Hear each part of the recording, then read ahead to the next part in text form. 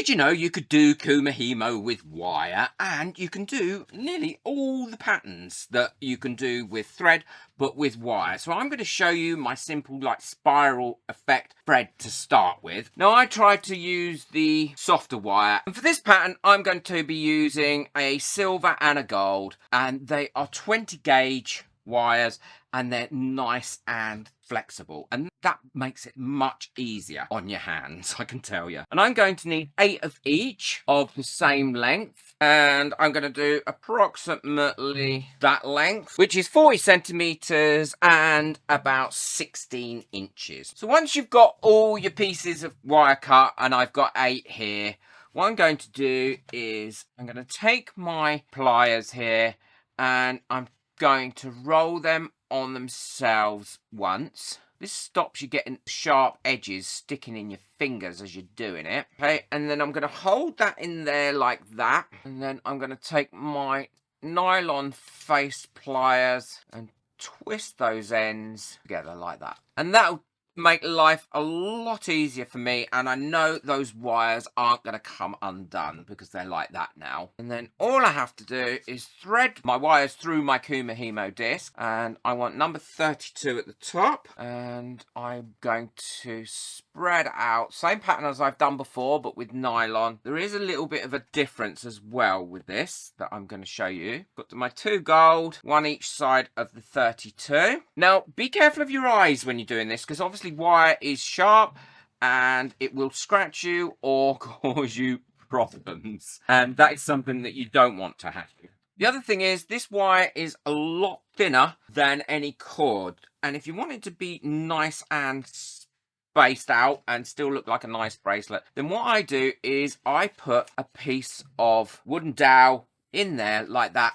and I work around that, and I'll show you what I mean in a second. I also add a weight to the bottom, and as you can see, this bit of wooden dowel's been used an awful lot in the past, so that will just fit in there like that. So it's this first bit that starts off that gets a little bit tricky, because you've got to try and keep this in there.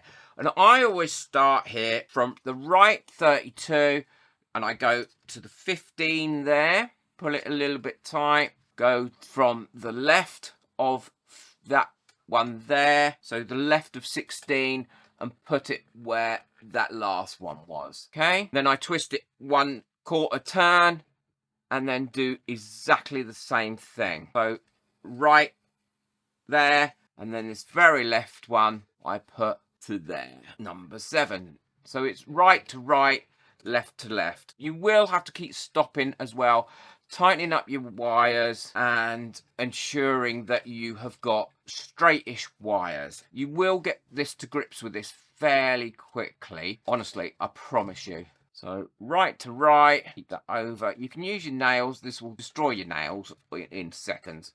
Left to left, 1/4 turn. So as you can see, this has grown quite quickly, and it does grow quite quickly. This is in here, it's really sat in there quite well. Keep going round, right to right, left to left, and straightening your wires as you go, and either side of that wooden dowel. So as you see there, I've gone to the right side of that wooden dowel because that's the right to the right, and this one I'm going to the left side of that wooden dowel because that's left to left. And I'm kind of straightening my wires as I go and pulling them tight, well, putting a bit of tension on them. I wouldn't say pulling them tight.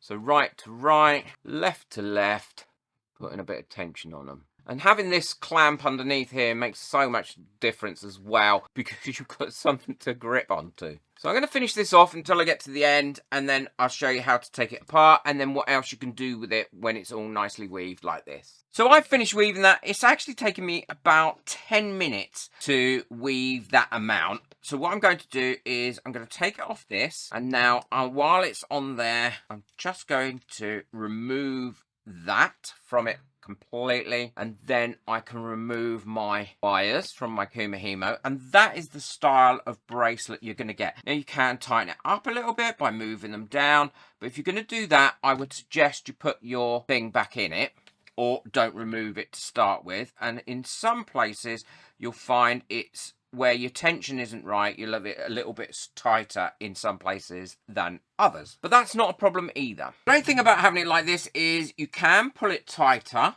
and that way you're going to get a much closer weave. And these are, because they're bendy, they're going to kind of stay where you want them. So if I wanted this bracelet just to be big enough for me, there, I can click it there, think, right, I'm going to cut that off at that length, okay, like that. Can roll my ends back, tuck them all in nice and neatly. Do the same for the other end. So that's finished that off there. You can neaten those ends up, tuck those cords in, and then you can put it on like that. But I'm also going to show you another great way of enhancing this one. So on this one, you do exactly the same thing, but when you get to this point, you don't take your wires out. You only take out your wooden dowel. And then what you can do is you can get hold of some beads. They can all be the same color. And then you can put some beads down the middle. Try not to squeeze it too tight, because if you squeeze it too tight, what will happen is you won't get your beads all the way down. So you'll have to work them down like this. That's not too much of a problem. And you can use multicolored beads, or you can have all the same color. And that way you've got beads inside of it. And once you've got enough beads in there that you feel that that's suitable, and I'll show you what to do next. Okay, so once you've got your beads in, then take your wires off, and you want to lock those beads in place. So give that a twist there, and then give that a pull so it's nice and tight. And then you can separate those beads in threes by giving a twist, or however you want to do it. It's up to you. Now, I like to twist my bracelet right the way up at this end when it's got beads in it. Straighten that out a little bit. Cut that one off there. On these ends, again, you can twist those over, or you can put them in end caps. It's entirely up to you how you want to finish those off. I quite like them twisted over. Then you can measure that onto your wrist, and then you've got one with beads in it. And this one is what it would look like if you didn't put the piece of dowel in between as you're weaving it. So you get a really quite tight weave. It's quite nice, and it looks really good if you're using a larger gauge wire. So that's 3 different bracelets with exactly the same weave that you can make with the round Kumihimo board and some wire. But using the other patterns that I've shown in previous videos, you can do a lot more. I mean, I made this necklace a while back. I made these beads myself, these glass beads. And I also made that one that I haven't finished off yet. I made that one. And this is a zigzag weave. And again, that's with a lot thinner gauge wire. And I also made that one as well and did a bit of wire work and added some of my own beads to it.